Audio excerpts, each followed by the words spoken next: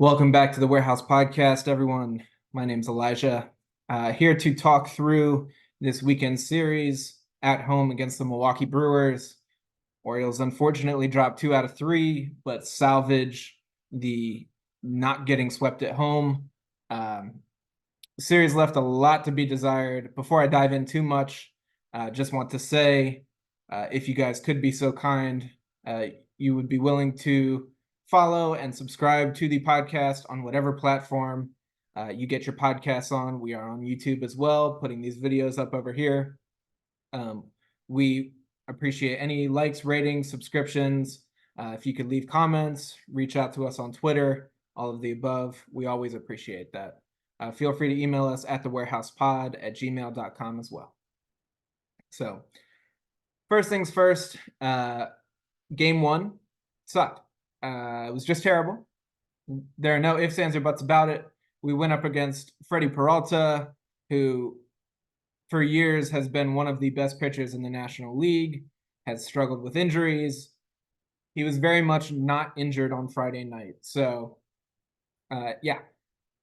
On the pitching side for us, Tyler Wells went in, gave up four runs in 4 innings pitched. Jonathan Heasley came in afterward, gave up 6 runs in 2 innings, very promptly optioned to Norfolk, and we made a trade because he was so bad. That's not entirely true, but it's a little bit true. Dylan Tate had a really clean 2 innings. Looked like the Dylan Tate that we want to see. Jacob Webb had a rough inning that would have been a lot rougher if he had not been bailed out by an incredible play in center field by Jorge Mateo, running back into the wall in center to make a catch. On the offensive side, there was one highlight, and that was Colton Cowser. We talked about him in the Boston series. We will continue to talk about him in this series. 2 for 3 with a home run and a double. The home run was off of Peralta, was the one lone run that he gave up, hung a slider, and Colton Cowser deposited it into the right field seats. Peralta really just showed why he's one of the most dominant arms in the game. You know, that 4-seam fastball riding 95, 97 miles an hour. Shut us down, and the Brewers bullpen is one of the best as well.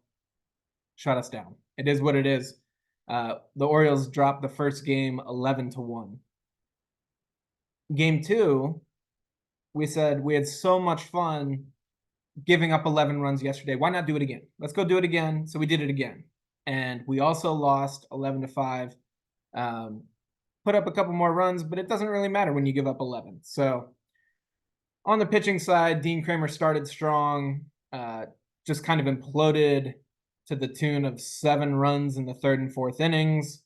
All in all, he gave up 8 runs, only 6 earned, but across 4 innings pitched.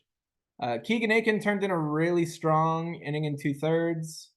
We have joked on this podcast. I have joked on Twitter. We've joked everywhere that it feels like Keegan Aiken's time has come and gone. But every time Keegan Aiken is healthy and on this team, he performs. It just is what it is. It's kind of infuriating. You don't really know why he performs. You don't know what works. He just throws 93 to 95, spins all right. He dots it up. He commands the changeup. He commands that little slider. And I don't know. Keegan Aiken's really good. He's here to stay as long as he keeps doing what he's doing. And as long as he keeps doing what he's doing, I'm okay. He can stay. You know, some of the COVID stuff, we're just going to brush past it and appreciate a performing member of the Baltimore Orioles. So the newly acquired Yohan Ramirez, I mentioned we made a trade because Jonathan Heasley was so bad.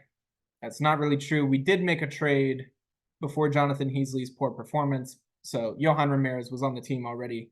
But he came on after Aiken, and, I will pause on him for a minute just because he is a new face. I liked what I saw. I think that the final stat line was not too great. Inning and 2/3, 2 earned runs. But if you consider he came in the 6th inning after Aiken, got 1 out, sat down, came in the 7th, had a relatively clean 7th, allowed 1 runner on a single, and then came back out for the 8th and walked to Joey Ortiz and hit Wilson Contreras. I'm sorry. William Contreras.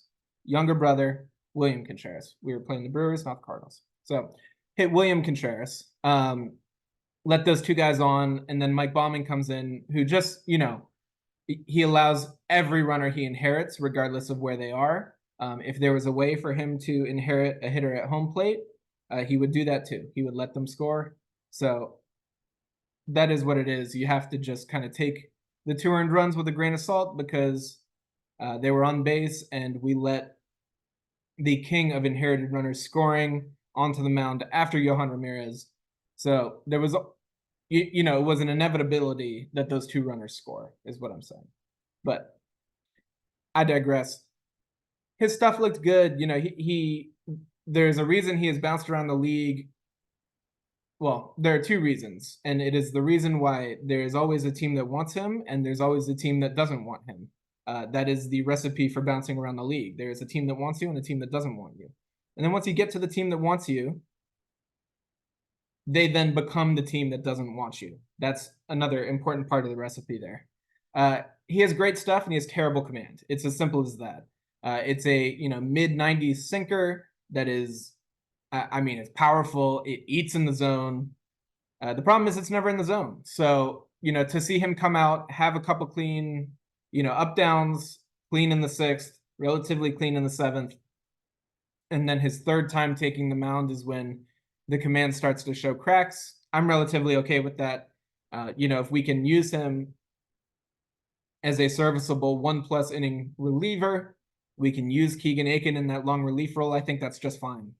And as we'll talk about at the end of this, potentially a couple rehabbing pitchers are on their way back.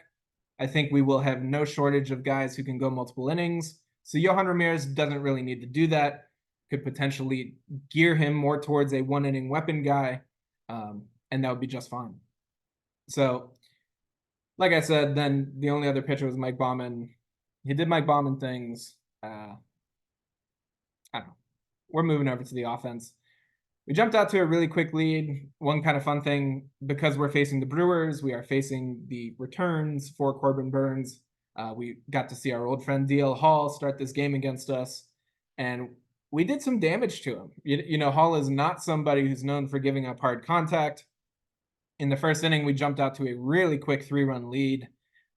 Solo shot from Ryan Mountcastle, a 2-run shot from Jordan Westberg, and then Adley Rutschman also managed to go deep before Hall was escorted from the game. Unfortunately, from that point forward, the Brewers bullpen was just lights out. They strung together 5 2/3 scoreless, and that was it for the O's. So in game 3, down 2-0, backs against the wall, we turned to Corbin Burns. We sent our ace to the mound to defend the sweepless streak. Our fearless leader takes the mound, looks in, throws a ball outside, gets the ball back, and throws it right down the middle. This pitch might have been maybe like 2 inches outside of like true center. But yeah, Mr. Contreras again, younger brother, William, not Wilson, puts it out over center field. This pitch was pretty bad. This is not how you want to see your ace start the game that is potentially the one that's going to sink this amazing 95 series scoreless streak. But Corbin Burns is Corbin Burns, and he put on the bulldog mentality that makes him so incredible, and he fought through 5 innings of 3-run ball. It's not a glamorous start, but it keeps you in the game, and the Orioles end up winning 6-4. I want to talk about one thing with Burns, just more of a situation. Talk about his 4th inning. There is an infield single. He walks the next hitter, very uncharacteristic of him. So, it tells you he clearly does not have his best stuff today. And then there is a bunt single. Burns fields it and throws the ball into right field, and a run scores. So you now end up 2nd and 3rd, no outs. 1 run is already in. The game is very much in the balance at this point. And in this moment is when we really get to see who Corbin Burnes is in the absolute best way. The ace, you love them to be somebody who just goes out and, pitches 7 innings of 0 or 1 run ball every single time out. That's not how baseball works, right? The ace is the person who can do that, but also when they are not capable of that, they just pull this next level out of themselves. So we just set it up. It's second and third, no outs. 1 run is already in. And he gets Joey Ortiz to foul out to Jordan Westberg. Extremely weak contact. Foul out to the third baseman. He then punches out Joey Wiemer on a nasty 98-mile-an-hour sinker at the knees. Punches him out looking, I should say. And then gets a cutter in on Blake Perkins. Strikes him out as well. And holds the Brewers to just the 1 run. That's the kind of inning where, again, with the game kind of in the balance, those 2 runs scoring, which, from a standpoint of 2 runners in scoring position with nobody out, that's not an unreasonable thing, to hypothesize. Those 2 runs scoring could tip the scales in the Brewers' favor. And he holds strong, and that almost becomes a momentum swing for us. These 2 huge punch outs. Burnes comes back out for the 5th. Jacob Webb then throws a scoreless inning. Yennier Cano comes in, gives up a solo shot to make it a 4-3 game in the Brewers' favor. I'm gonna stray from the path I'm walking for 1 second just to say this is why a win is a stupid stat, because Yennier Cano just gave up a run, and then the Orioles bats scored, and he's the guy who gets the win. So that's why, wins are a stupid stat. There are a number of reasons why, but that's one of them. This is a good example. But after Cano comes out, Danny Coulombe, who just in the most unfathomable way has turned into one of the more legitimate late inning weapons in all of the major leagues. He has been so solid. And this year has come back out. He just, you hear Ben McDonald say it. He spins it to win it. He just, has this little high 80s, low 90s cutter, and then he's got a slider, and then he's got a breaking ball, and he just throws nothing straight. And I mean, he gets punch outs, he gets weak contact. Nobody barrels him up. He's a remarkable story, and a testament to Orioles pitching development, a testament to their scouting department for bringing him in and saying, this is somebody we can work with. Shout out to Danny Coulombe. We are so glad he is a part of the Orioles. And Craig Kimbrell then comes in, punches out the side around 2 base hits. That was his 420th save of his career. Remarkable feat. Obviously, only a couple guys above the 400 save mark, and he's just still rolling. He has not given up a run since his first time out, if I'm not mistaken. He has been really everything we've been hoping for him to be. His spin rates are up. The fastball has been somewhat low velocity, relative to what we were expecting. He did flash a couple 96s today, but it's got so much hop on it. It comes, he gets incredible extension. He is close to the plate when he releases. He throws from a low arm slot, and the ball just takes off on you. So there's that. His knuckle curve has been every bit the weapon that you dream of it being. He's been able to backdoor it to a number of hitters, which has kind of surprised me. I didn't really think that was a thing that he did. I thought he was the, tunnel in the zone as long as you can and then have it dive out pitcher. But he has been working the backdoor a good amount. I don't know. You love to see it. It's another type of weapon that he has. And maybe later this year, if we can even break out that changeup we saw once in spring training, then you have a surprisingly multifaceted person for the back end of a bullpen. So Craig Kimbrell, he is doing everything we could have asked of him at this point. Over to the offensive side today, Cedric Mullins connected with his 3rd home run of the year and added a double. Obviously, Cedric is somebody that, I don't know, he had a 30-30 season. He is somebody that has so much more in the tank, and we have seen him struggle with some lower half injuries. I am cautiously optimistic that Cedric kind of turns on the Jets this year, and we start to see a form of him that we have not seen for a little while. Um, Cautiously optimistic, but a couple good swings today.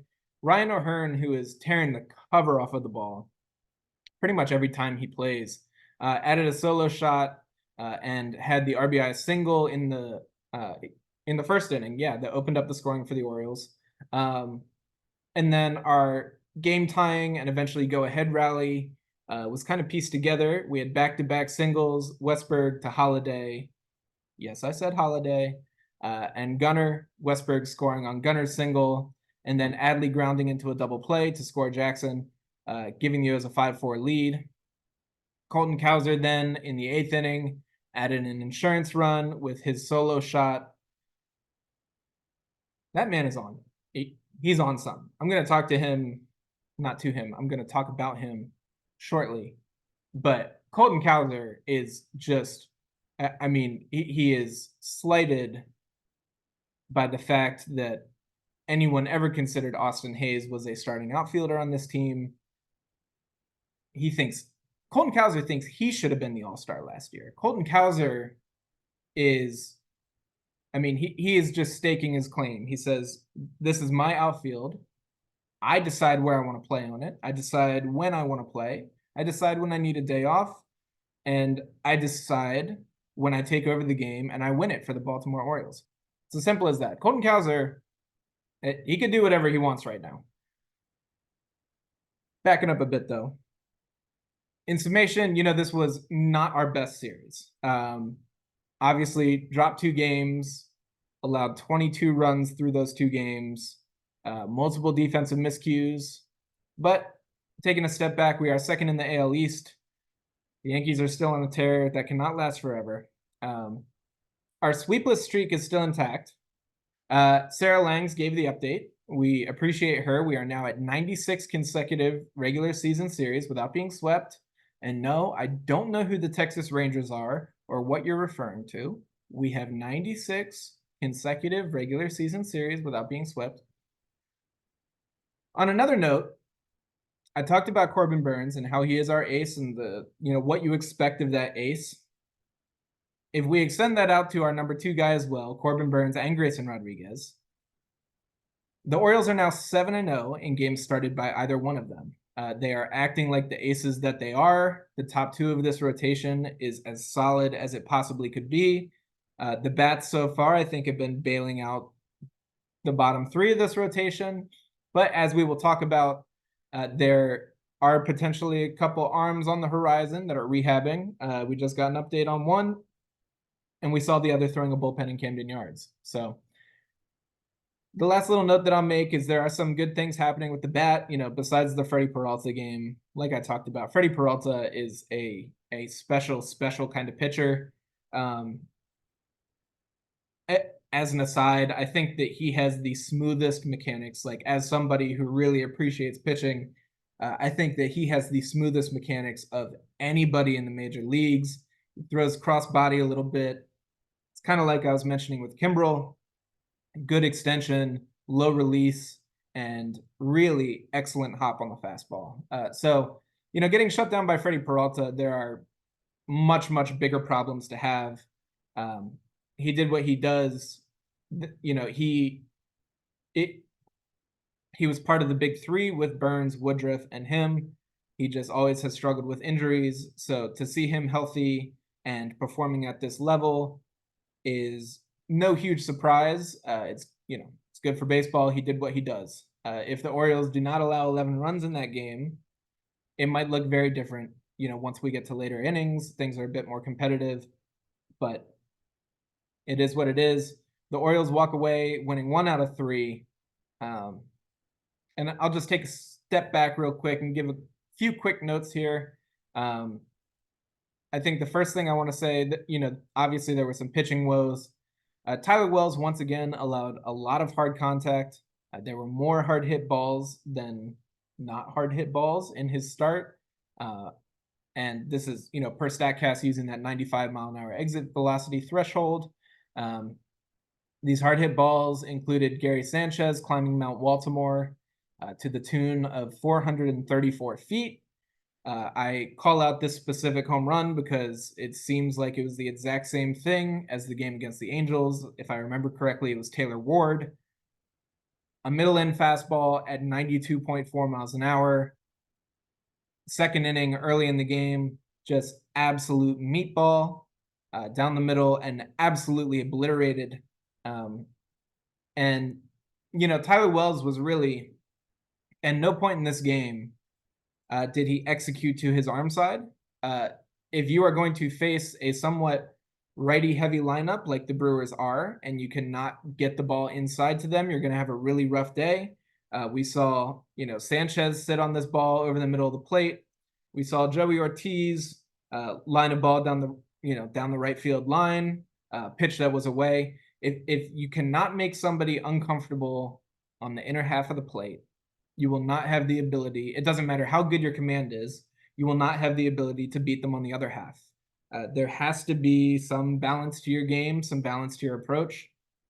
And Tyler Wells, is not making anybody uncomfortable. And he is finding himself in the middle of the plate and away too often. It becomes a little bit predictable. His slider is a solid pitch. The cutter is a solid pitch. But if you can sit on the movement, sliding away from you, you can just poke that into right field. It becomes a very, very easy game. And then anything that stays straight, it's not going to be in too much on you, so you can time it up and you can pull it like Sanchez did. I guess the one thing to add to kind of illustrate the point that he was not executing to his arm side, only one pitch all day was a ball to his arm side, a ball off the plate to his arm side. And that was a cutter, which obviously is a pitch that moves to your glove side. There is a chance that he was trying to, front door this cutter, but it was also a good 8 inches above the top of the zone. So it does not seem like it was really it wasn't executed to that side of the plate, I guess is what I'll say. Maybe he was trying to, like I said, front door it, whatever. But Tyler Wells did not execute to both sides of the plate today. It makes you extremely predictable. It leads to a situation where more contact against you is loud, hard contact than not. So, again, we've been talking about Tyler Wells and his issues with living in the middle of the plate, with the home run problems that we saw last year. I still think that Tyler Wells can be a valuable pitcher on this team. I think that we are reaching a point where, he is potentially just more exposed than he was last year. Hitters were able to see him throughout the course of last year. He was working out of the bullpen, but as soon as he moved, or working out of the bullpen in 2022, as soon as he moved to the rotation, he does become a bit of a different commodity. Data sets are built out on who he is as a starter. We have talked about how his pitches change. He drops a couple miles an hour, et cetera, becomes more of a finesse guy out of the rotation. And that's all fine, but, it does seem like he is not able to fool people in the heart of the plate. And so I have concerns. We have expressed concerns on this podcast. We'll see where it goes. Unfortunately, the person following him up, Dean Kramer, also gave up more hard contact than not. This is his second time in 3 starts this year, giving up multiple home runs. He also gave up 2 against Kansas City in his first start. I will say I'm less worried about Dean because home runs weren't as much of a problem last year. It is still a watch item, but I think the thing that I noticed with Dean Kramer is that he seems to let these innings snowball a little bit. We have seen him get angry. He's a bit animated on the mound. That can really work for you in certain situations. And I'm not actually here to say it doesn't work for him. But I think in certain situations like that, when you rely on getting amped up, so to speak, rather than the more like methodical approach, sometimes something like the Jorge Mateo, miscue in the 3rd inning of yesterday's game Certain things that extend innings can really start to snowball on you, and it's hard to maintain that attack mentality. So, I think that maybe even that third inning being extended starts to roll into the fourth inning. That's why, the start of the game was much better for him. And then it quickly got out of hand after he starts needing to throw more pitches, starts having these extended innings. It's an interesting thing. Again, I'm a little bit less worried about Kramer because he does not have this history of, getting, having balls obliterated against him. We'll keep an eye on it, though. Just not a great weekend for the starting pitching. Corbin Burns, I talked to you about him, also did not have his best stuff. And this is a Brewers team that, historically has been very light hitting. Historically, it's been, you look at Burns, Woodruff, and Peralta, and you say, oh my God, that is a playoff rotation. And then you say, wow, they have nobody who can hit the ball, though. That's not entirely the case this year. They did go get Gary Sanchez, who we talked about. They went and got Rhys Hoskins. Willie Adames can hit the ball. So, there are some legitimate bats with right-handed power. Christian Yelich is still a factor, of course. So, it's not entirely the same team that would have received that kind of judgment, would have received the, what would have been talked about in such a way that they have this extremely weak offense. I think the Brewers intentionally went out to address that this year, and that was, part of this whole retooling. But obviously, they are still trying to stay competitive because Rhys Hoskins was on a 1-year contract. So, case in point, the Brewers can actually hit the ball a bit. They have been this year, and they came out and really just beat the Orioles, very plain and simple. Excuse me. So, all the negative stuff is behind us. I promise the rest of this podcast is going to be pretty happy, actually. First person I want to talk about is Colton Cowser. You heard a little bit about him in the Boston series recap. He gave no indication that he plans on slowing down in this series. Game 1, he went 2 for 4, double and a home run. And the home run on a hanging slider from Peralta. Game 2, 1 for 4, added a stolen base, scored another run. Game 3, another solo shot.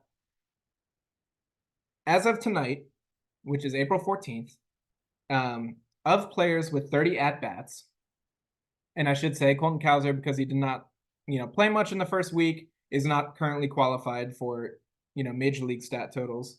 So he cannot lead the league in batting average because he hasn't played enough. But of players with 30 at-bats or more, Colton Cowser is leading Major League Baseball with a .441 batting average. He is 7th in Major League Baseball with a .474 OBP. He is 1st in Major League Baseball with a .971 slugging. And this is not OPS. I stress again, .971 slugging. And then, with a slugging number like that, you can only anticipate that the next thing I'm going to tell you is that he is 1st in terms of OPS with a .1445 OPS, more than 200 points higher than the person who is next, Tyler O'Neill. And I have to give credit here because when we were doing our preseason podcast, our Tyler Young, not Tyler O'Neill, Tyler Young went ahead and said, he posed the question, who is the Orioles Rookie of the Year? And Jesse and I we took this extremely boring approach, and we said, well, the top prospect in baseball is going to be here very soon, and he's the top prospect in baseball. So he is going to be the Rookie of the Year for the Orioles. And Tyler said, I don't think that's true. I'm going to take Colton Cowser. And my God, does he look smart right now. Colton Cowser, obviously tore it up in spring training. That is what it is. Made the team, deservedly so. Has been a phenomenal performer his entire way through the minor leagues. I was not saying anything negative about Colton Cowser when I picked Jackson Holliday. I just thought Jackson Holliday would be Jackson Holliday. And there are also no indications that Jackson Holliday will not be Jackson Holliday. But Colton Cowser, my God, he is Colton Cowser right now. No, I mean, he's just showing you everything that he possibly could. He is showing you power. He is showing you plate discipline. He is showing you contact skills. He's showing you defense. You know, we threw him in there at center field this weekend in the middle game. I think that as an Orioles fan, you cannot possibly like just look at the state of this team. Excuse me. You cannot look at the state of this team and see Adley Rutschman, Gunnar Henderson, Colton Cowser, Jackson Holliday, and just say the core of this team is so unbelievably strong, and it will be for so long. Like ignoring the conversation of extensions, which obviously should be on the table, but ignoring that whole conversation, you have Colton Cowser for 6 years, you have Gunnar Henderson for 5 years, you have Jackson Holliday for 6 years, you have Adley Rutschman for 4 years. I'm sorry. So, the competitive window for this team is so wide open right now. I mean, and these guys are only getting better. There is no reason that any one of them has a reason to take a step back until after they are off this team, really. Maybe you could say Adley will get old enough and catching could wear on him in 3 or 4 years. Sure, whatever. All of these guys are ascending. Their skills are improving. In the case of Holliday, bodies are maturing. That everyone is getting better, and they are already so good. And Colton Cowser just being added to that mix it's just borderline unfair to the rest of the league. I'm sure I'm sure other GMs are just like kicking chairs, throwing papers off of desks because the Orioles just keep churning out this incredible talent. And we've seen what the Norfolk Tides are doing. They will continue to do it. The Orioles are showing no signs of slowing down. So the last little note from this weekend, Jackson Holliday. I talked about him. Jackson Holliday picked up his first major league hit. His father, his wife, Cal Ripken Jr., they were all there to see it. Picked up his first hit today. Like I said, part of the rally that, tied the game and then eventually took the lead for the Orioles. Jackson Holliday actually came around to score the go-ahead run, that 5th run in the game today. And this was all against Abner Uribe. Uribe is a guy who was a rookie last year, just kind of out of nowhere came up with this demonic 102-mile-an-hour sinker. He had a sub-2 ERA, if I remember correctly, last year. So Jackson Holliday did not get this against some scrub, who came in some mop-up duty or something like that. Abner Uribe is gross, and this was a 99-mile-an-hour fastball right on the inside corner of the plate. Holliday turns on it, ropes it into right field on the ground, and ultimately contributes to the Orioles' win today. I kind of chuckle as I say this because he is going to start rounding into form, and we just have him hitting ninth. We just have him as this almost afterthought because the core of the team, even without him, is in such a good place. I heard the Cespedes Family Barbecue guys talking about this the other day. They say, if Jackson Holliday is a complete bust, which, there's nothing saying he will, of course. That's not where they were coming from. Excuse me. Been coughing a little bit tonight. I apologize. But if Jackson Holliday is a complete bust, this Orioles team is still in great shape. We won 101 games last year without Jackson Holliday. So as insane as it is, this number one prospect is just kind of cherry on top, icing on the cake. He is, I don't want to say superfluous because we fully intend to make him a core member of, this group, but he is almost just extra and just, it's all wonderful what he gives us, but if he doesn't, so what? The team is still so good. So you have to just love where the Orioles are right now. And Jackson Holliday getting his first hit, it's kind of breaking the ice. I hope that we get to see him continue to grow. I hope that we get to see me stop coughing in your guys' ears. I'm so sorry. Anyway, moving on. Coming up, we have a 3-game set against the Minnesota Twins. They just lost Carlos Correa. They are, I think, 4th in the division over there. So hopefully this will be a lot easier than that Brewers series was.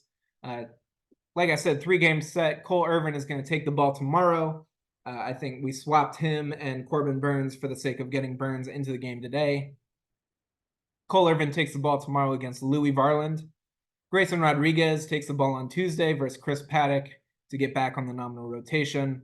And then Tyler Wells against Pablo Lopez, potential Cy Young winner in the American League this year, Pablo Lopez on Wednesday. Between Lopez and Chris Paddock, definitely have some really good pitching matchups to look forward to. Both of them are extremely talented. Paddock, maybe doesn't quite have the consistency, was hurt a lot over the past couple years. So hoping that, everything works out and he is back to health and we get a good matchup with him and Grayson. It should be a fun set. And like I said, I think should be a little bit easier than the Brewers series that we just had. Twins are not in the best shape with Correa going down, but we'll see how it shakes out. A few quick notes before I sign off. Kyle Bradish was slated to have a rehab start with Aberdeen on Thursday. That was delayed due to weather, but we did see him in the Orioles bullpen at Camden Yards, throwing a bullpen. Looked like max effort, just in a couple cell phone videos from Danielle Allentuck. Thank you, Danielle. But set to begin a rehab assignment this coming week. Where that's going to be TBD. Might not necessarily be with Aberdeen, depending on how the minor league schedules and their rotations shake out. But I talked about it a little bit, or we all talked about it on a previous podcast. I don't think any of us really expected Kyle Bradish to be back this quickly.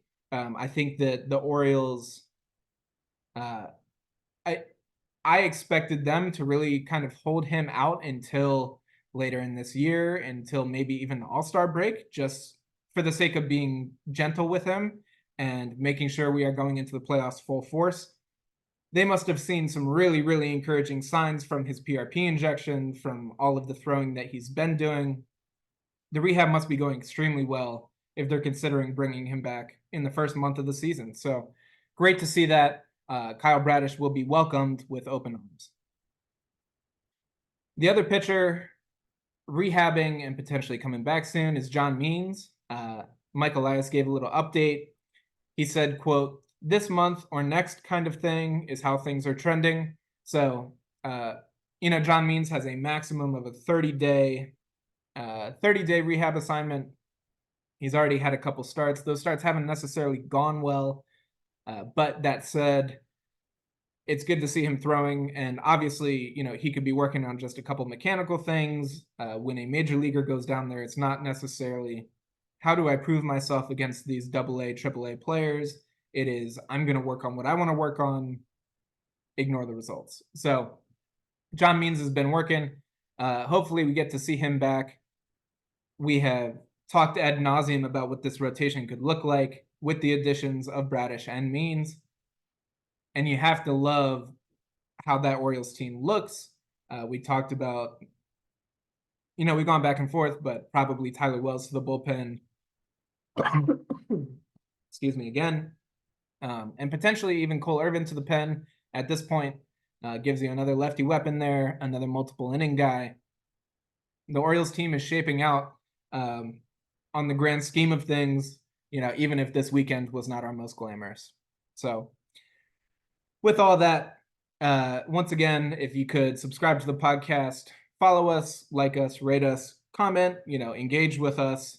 We're on Twitter at The Warehouse Pod. We're also on Instagram and Threads. I almost said IG. That is something that a 16-year-old would tell you, and I'm embarrassed that it came into my mind. But we are most active on Twitter, so definitely connect with us over there. You can email us, thewarehousepod@gmail.com. And yeah, whatever ratings, comments, subscriptions, likes, all depends on the platform. So I can't give you every word. You know what I'm talking about. Everything you could give us, we are very grateful for. It helps us reach new fans. It helps us build this community. And obviously, that's why we're here. We love talking about the Orioles with you guys. So, all that said, this has been the Warehouse Podcast. My name is Elijah, and thank you all for listening.